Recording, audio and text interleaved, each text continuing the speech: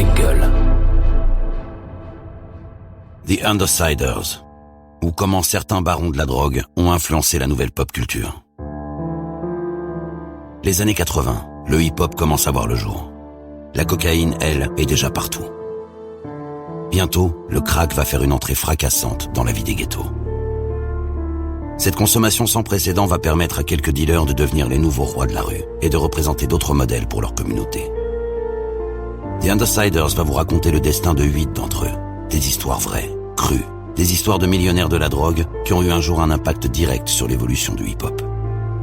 Dr. Dre, Tupac, Jay-Z, Lil Wayne et bien d'autres. Toutes ces icônes de la pop culture auraient-elles eu la même carrière si certaines trajectoires ne s'étaient pas croisées? Sans juger ni glorifier, The Undersiders vous plonge dans les dessous agités du hip-hop et de son ascension en tant que culture mondiale. Alors si vous ne saviez pas, maintenant vous allez savoir. Épisode 4, Terrence Gangsta Williams. La Nouvelle-Orléans, 1991. La ville possède un des taux d'homicide les plus élevés au monde. Dans la rue, Terrence est une véritable tête brûlée. Entre deal d'héroïne et histoire de meurtre, il aide ses demi-frères à monter un label à l'arrière d'une cuisine. 25 ans après, ce label compte les plus gros vendeurs de disques comme Lil Wayne, Drake ou Nicki Minaj. Voici l'histoire de Terrence Williams, dit Gangsta.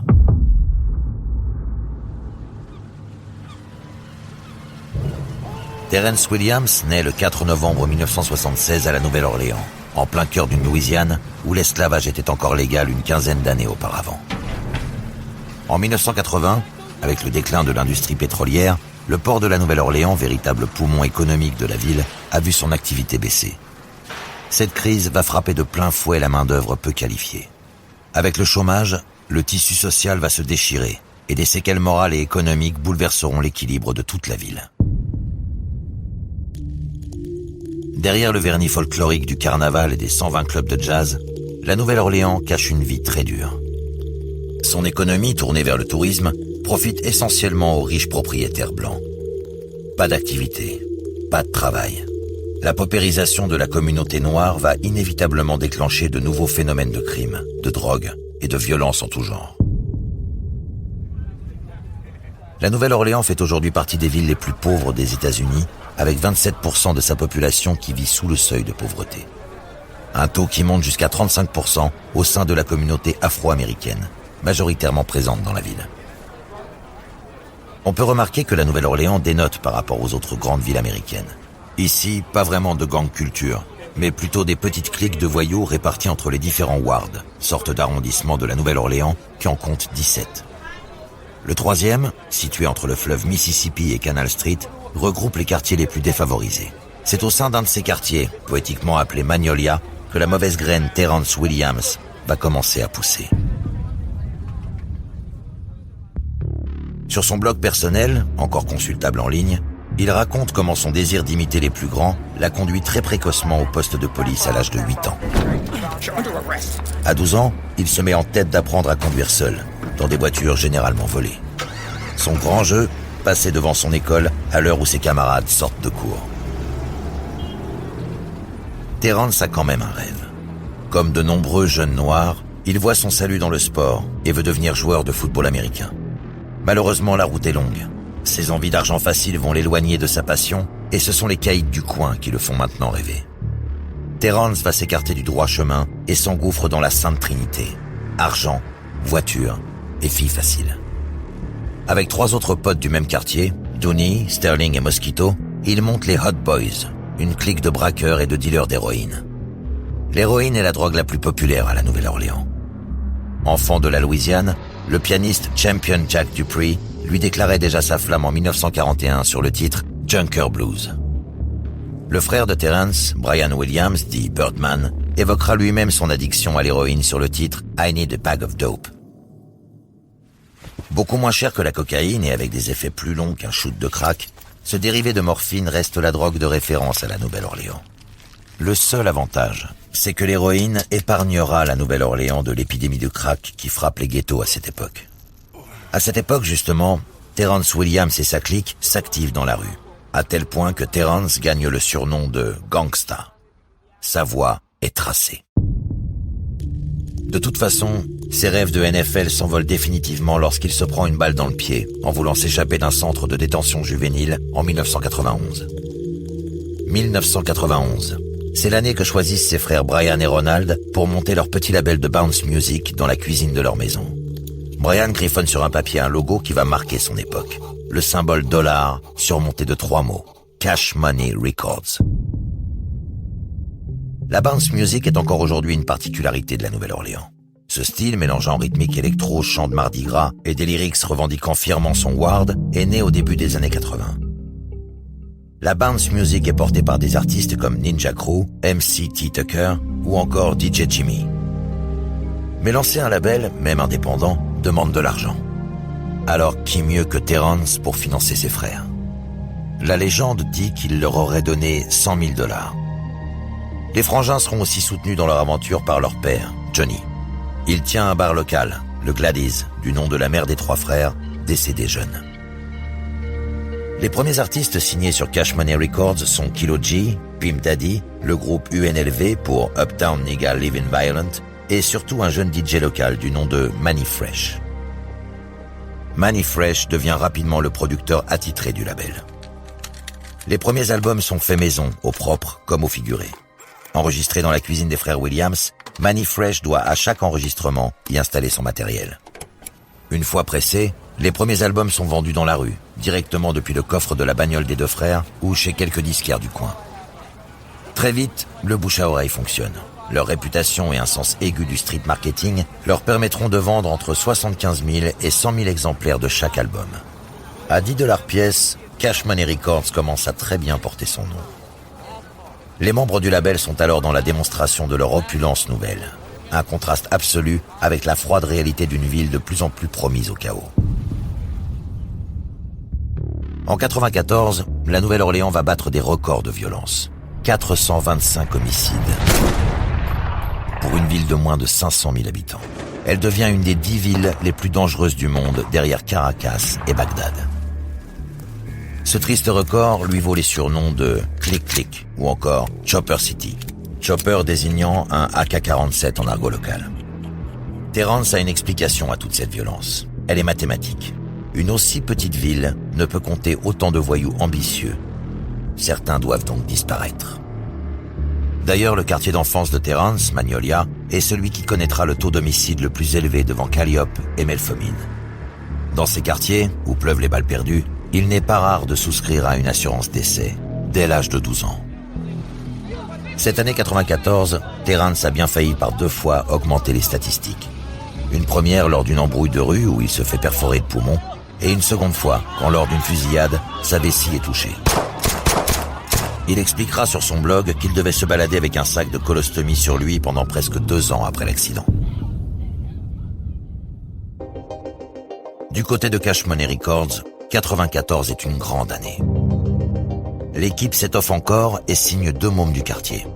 Lil Doggy, âgé de 13 ans, dont le père a été assassiné alors qu'il n'était encore qu'un enfant, verra en Terrence une figure paternelle. Il décidera rapidement de prendre pour nom d'artiste BG pour Baby Gangsta, en hommage au surnom Gangsta que Terrence porte dans la rue. Baby D, le second, alias Lil Wayne, a seulement 11 ans quand il rejoint le label. Lil Wayne est le petit génie que toute la ville connaît. À 9 ans, il faisait déjà des freestyles avec des ados du quartier. Entre Lil Doggy, qui se fait appeler BG pour Baby Gangsta, et Lil Wayne qui se tire dessus en paradant devant un miroir avec une arme chargée, les nouvelles recrues de Cash Money Records annoncent la couleur. Ils rapperont la rue, mais une rue qu'ils veulent brillante. Cash Money Records s'est toujours inspiré d'une imagerie proche de celle d'entrepreneurs noirs qui profitent de la vie sans limite. Argent, bagnole, pute et bien sûr, diamants. Ils sont omniprésents dans l'univers Cash Money Records, et surtout sur les pochettes de disques, sur lesquelles cohabitent Rolls, villas, liasses de billets et colliers de diamants, dans des montages assez audacieux. On dit même que c'est BG qui inventa le terme bling bling. Il l'utilisa pour expliquer aux graphistes comment augmenter le scintillement des diamants sur la pochette de son album. Puis il le popularisera avec le titre Bling Bling sur l'album Chopper City in the Ghetto. Si Cash Money Records glorifie la rue qui réussit, Terrence, lui, nous rappelle sa noire réalité. Lors des années qui suivent, il devient un des plus impitoyables nettoyeurs de la ville. De gangsta, son surnom passe à Heartstopper. Terrence ne fait pas dans le détail et élimine ceux qui tentent de lui barrer la route. Et il est ingénieux. Il racontera sur son blog qu'il se rasait parfois la moustache et les sourcils pour prendre l'apparence d'une femme et mieux approcher sa victime. Interviewé par Feds Magazine, Terrence ne niera jamais les accusations que l'on porte contre lui. Dans la rue, on raconte que j'ai tué 40 personnes. Pendant ce temps, l'écurie Cash Money Records compte de nouvelles arrivées. Juvenile et Turk viennent rejoindre BG et Lil Wayne. Ensemble, ils vont former un super groupe. Pour le nom, histoire de s'assurer instantanément une street credibility, Terrence propose à ses frères de reprendre le sulfureux Hot Boys, du nom de sa première clique. And he was like, man, come up with a, help me come up with a name for my group. So I was like, we brainstormed. I was like, man, name the Hot Boys. He was like, what's the concept? I was like, they busting their heads, they dressing nice, they wearing jewelry, they coming through in the fly cars. They hot, the police looking for them, the girls looking for them, dudes looking to kill them. So he took that and ran with it, and I never thought in a million years it would have blew up as big as it did. Leur premier album, Get It How You Live, se vend à 300 000 exemplaires, toujours en indépendant. Terrence n'est jamais bien loin. Armé de 2 flingues et d'un gilet pare-balles, il assure la sécurité des membres du groupe en tournée et profite de ses virées régionales pour faire des deals d'héroïne. C'est cette même héroïne qui empêche parfois BG et Turk de monter sur scène ou d'assurer lors de tournage de clips. BG, lui, est carrément accro depuis ses 16 ans. A lot of people thought that Baby and Slim was, encouraging us to do drugs, but they used to be mad at us. We'll come to studio loaded and shit. Les succès s'enchaînent pour Cash Money Records. Les nouveaux artistes remplacent petit à petit les anciens, non pas par goût du public, mais par obligation. Pimp Daddy est tué le 18 avril 1994 pour une simple querelle amoureuse. Il n'a que 18 ans. Kilo G se fait également tuer devant chez lui le 15 janvier 1997 à seulement 20 ans. Enfin, Albert Thomas, alias Yella Boy, du groupe UNLV, sera retrouvé mort dans sa voiture, une balle dans la tête, à 23 ans. Terrence, lui, est une fois de plus un miraculé. En 96, il échappe à la mort lors d'une fusillade après qu'une balle lui ait littéralement traversé la poitrine.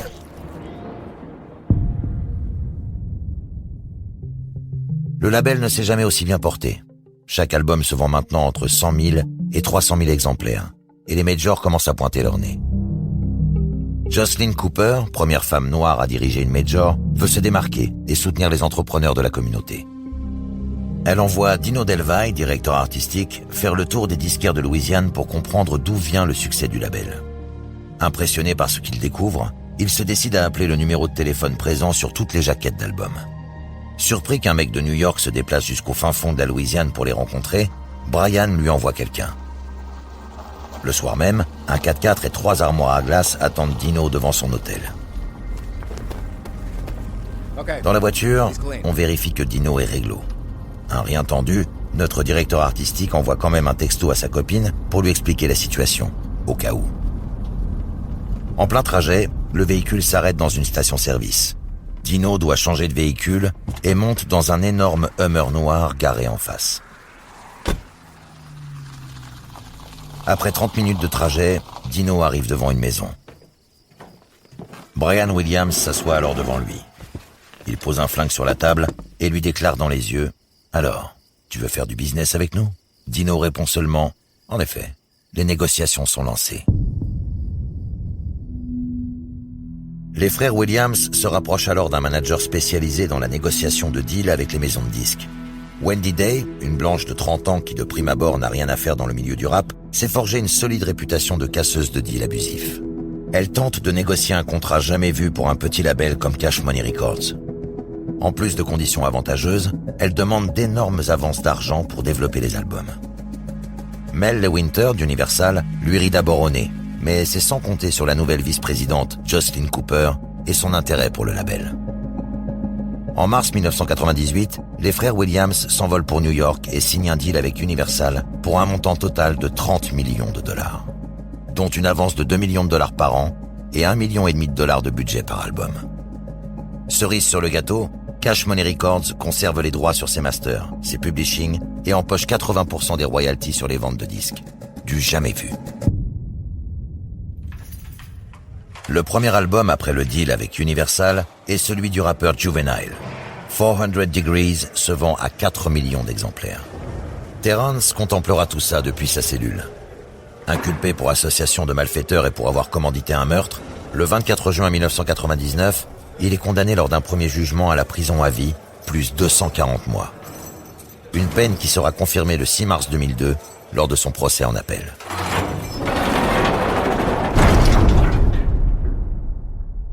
Pendant de nombreuses années, Cash Money Records continue à faire parler de lui. Entre 1998 et 2001, le label comptera 18 singles dans le top 5 et 11 albums certifiés au minimum platine. Mais peu à peu, le label perd de sa superbe au sein de la Nouvelle-Orléans et la concurrence qui s'exerce entre Cash Money Records et le label No Limit de Master P n'arrange rien. Master P, autre grande figure du rap de la Nouvelle-Orléans et fondateur du label No Limit, évoquera dans Feds Magazine que son cousin Randall Watts a sûrement été tué par Terrence Williams. Ceci pouvant expliquer la distance qu'ont toujours entretenue les deux labels multiplatines malgré leur provenance géographique qui aurait justement pu les rassembler. Lâché aussi par certains de ses artistes phares comme BG, qui quitte le label pour des histoires d'argent, Cash Money Records déménage à Miami. L'incarcération de Terrence et la dissolution de son équipe de sécurité sera un autre coup dur pour le label. Certains diront que le départ de Cash Money Records pour Miami est dû à un problème de sécurité dans la rue. La Nouvelle-Orléans perd un de ses plus beaux joyaux. Depuis sa prison, c'est l'heure de la prise de conscience pour Terrence.